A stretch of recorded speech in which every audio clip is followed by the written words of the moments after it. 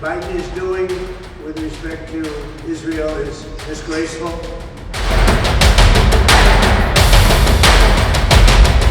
They don't know very much at all about the history of the Middle East. I honestly don't know all of what NYU is doing. Is there something that NYU is doing? I really don't know. I'm pretty sure they're... Do you know what NYU is doing?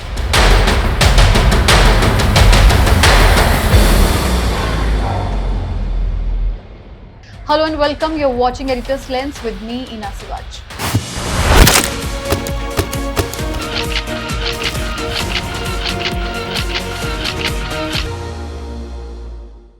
Following Joe Biden's stern warning to Israel to withhold arms against the Rafah offensive, Republican candidate Donald Trump accused the US president of supporting the terrorist group Hamas, referring to his actions as disgraceful. While drawing a comparison between Joe Biden and pro-Hamas protesters who are demonstrating across the US campuses in large numbers, Trump termed Biden as crooked, who's taking the side of these terrorists.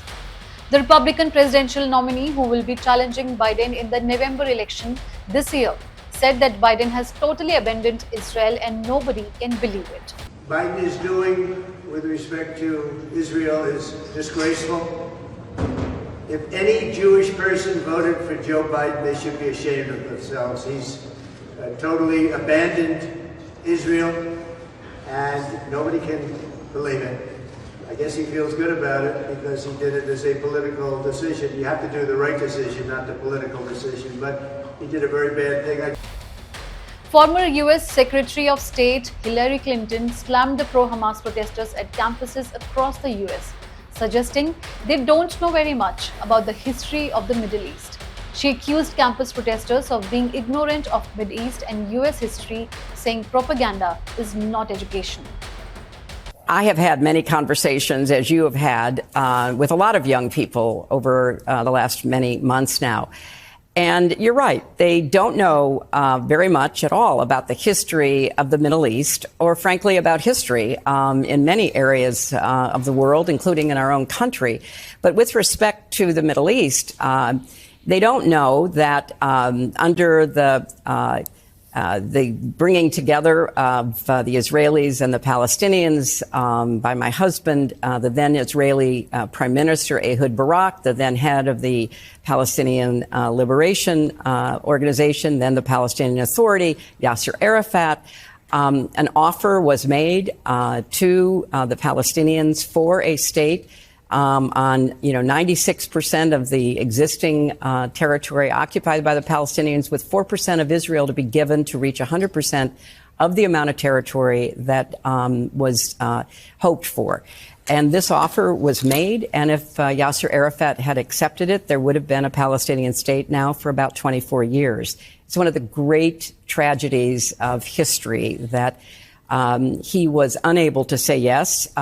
In addition to getting worldwide attention, pro-Palestinian protesters even hijacked the biggest fashion event in New York City, demonstrating against the Met Gala, while impacting the security and safety of the event. Palestinians may appreciate that American college campuses are swarming with protests over Israel's retaliation. Others are beleaguered as to why comparable demonstrations have not occurred in the Arab nations that have long considered allies. Because it doesn't seem like a demonstration of human rights violations that is peaceful. For Americans, what it seems is propaganda that these demonstrators are calling for justice in Gaza. The brainwashed students aren't empathizing with the genocide that occurred in Israel on October 7. Not a single protest has taken place against the brutal murders, rapes, or the civilians who were taken hostages by Hamas. Nevertheless, despite the deception propagated by pro-Palestinian demonstrators, Israel has rejected calls for a permanent ceasefire and has rather launched a ground invasion on Rafah, making a clear stance that they will not accept anything unethical. 80 years ago, in the Holocaust, the Jewish people were totally defenseless against those who sought our destruction. No nation came to our aid. Today, we again confront enemies bent on our destruction. I say to the leaders of the world, no amount of pressure, no decision by any international forum will stop Israel from defending itself. as the Prime Minister of Israel, the one and only Jewish state, I pledge here today from Jerusalem on this Holocaust Remembrance Day, if Israel is forced to stand alone, Israel will stand alone. But we know we're not alone, because countless decent people around the world support our just cause. And I say to you, we will defeat our genocidal enemies. Never again is now. Meanwhile, pro-Hamas demonstrations across the West have involved academics, staff, and outside activists. Under the pretext of peaceful protest, there have been vandalism, trespassing, closure of campuses, and cancellation of classes and graduation programs. Over the last few weeks, the anti-Israel narrative has spread like wildfire. Shockingly, hundreds of American students are taking part in these demonstrations without knowing what they are fighting for. I think the goal is just showing our support for Palestine and demanding that NYU stops. I honestly don't know all of what NYU is doing. Is there something that NYU is doing? I really don't know. I'm pretty sure they're... Do you know what NYU is doing? About what? About Israel. Why are we protesting here? Palestine will be free! I wish I was more educated. I'm not either. Oh. I came from Columbia. I was there up at Columbia and we came down. They said NYU students needed our support. So I came down. I heard there's lots of talks. Some people were saying it was getting dangerous.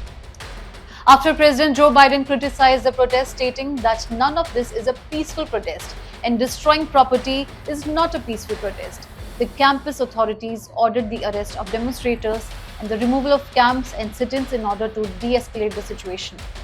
The cops have been scrambling to determine if all these protesters are even students.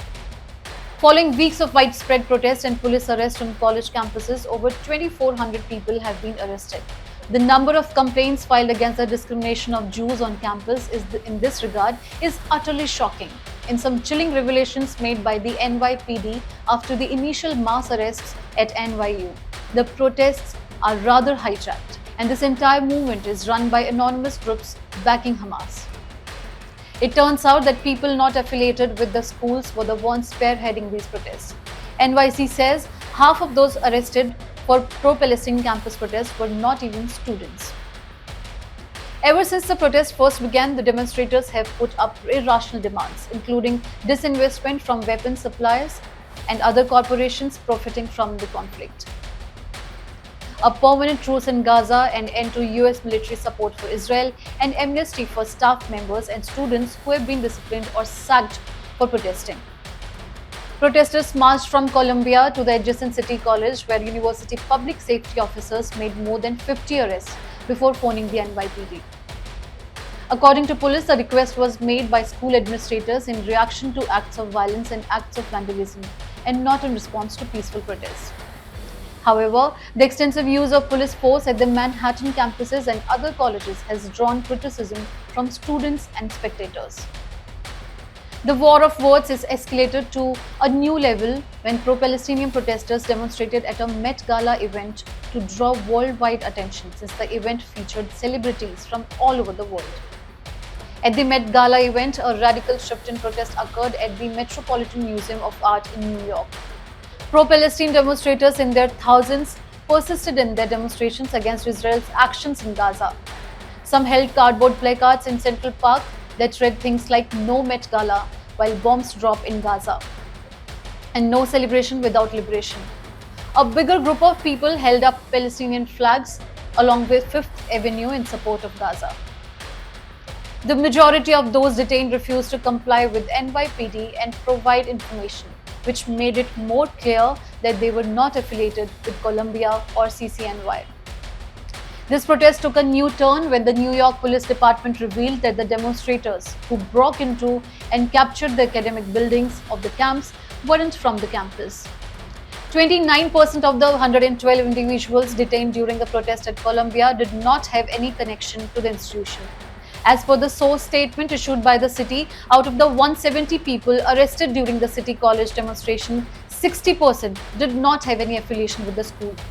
In this regard, dueling discrimination complaints were launched that pro-Palestinian demonstrators intimidated and drove out Jewish professors and students from the university. My ID right here. I'm being blocked off Not by the security guard, but by you two. You three. Oh, look, they're making their burger while I'm going this way. Excuse me. This is what they do.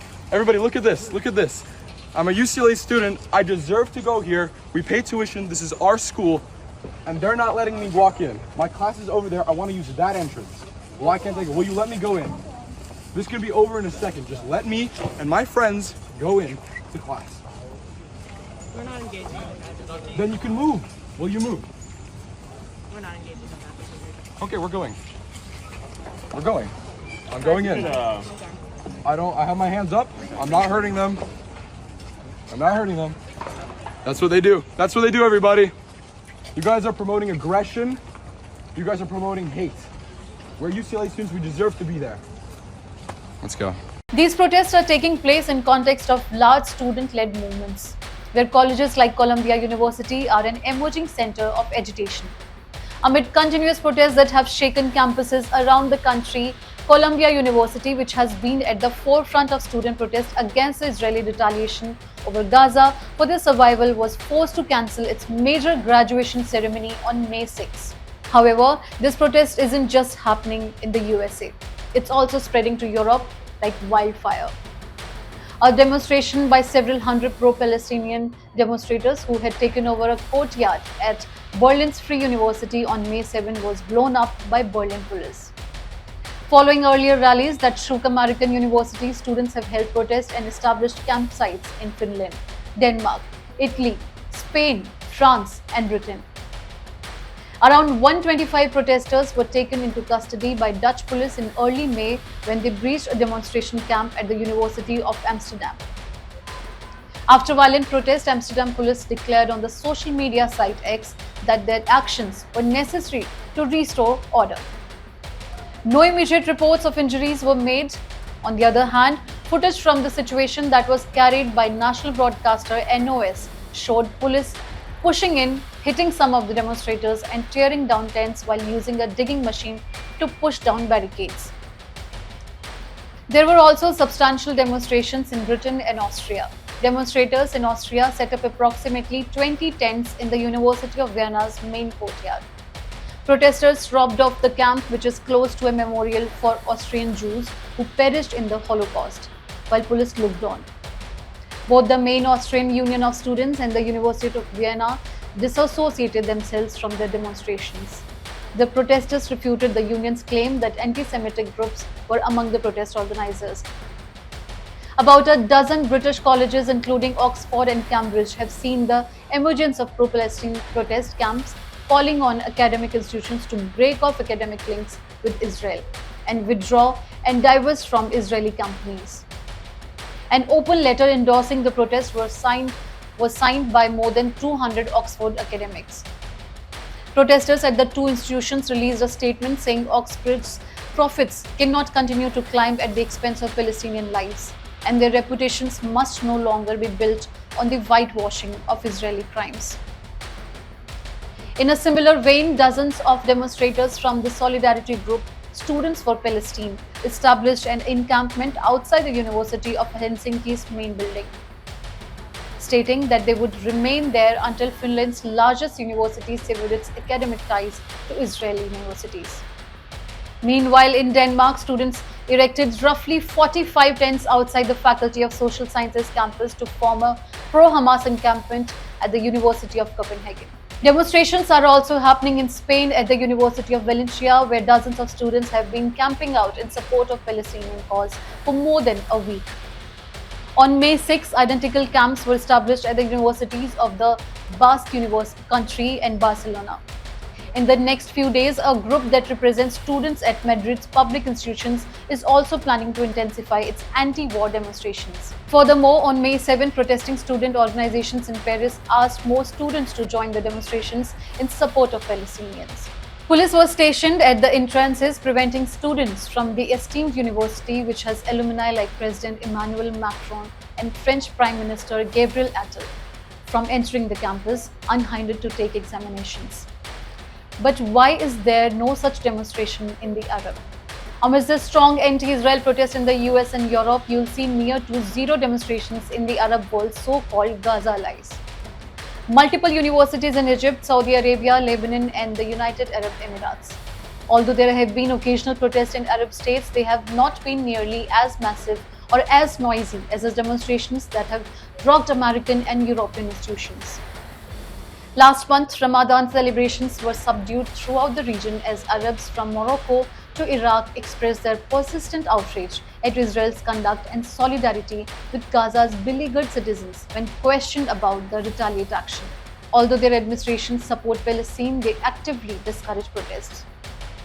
On October 7, 2023, all the hell broke loose during the Jewish holiday of Simchat Torah on October 7, when an unexpected terrorist attack was launched in southern Israel at dawn, leaving hundreds of soldiers and civilians slain, while several others were taken hostage by Hamas terrorists.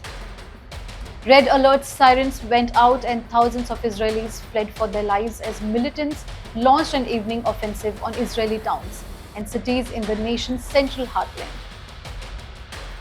Against this brutal terror attack, Israel swiftly launched retaliatory airstrikes into the Gaza Strip, calling it Operation Iron Sword. Almost 7 months on, Israeli PM Netanyahu, despite all odds, vows to fight alone to defeat Hamas in Rafah because Israel is at war.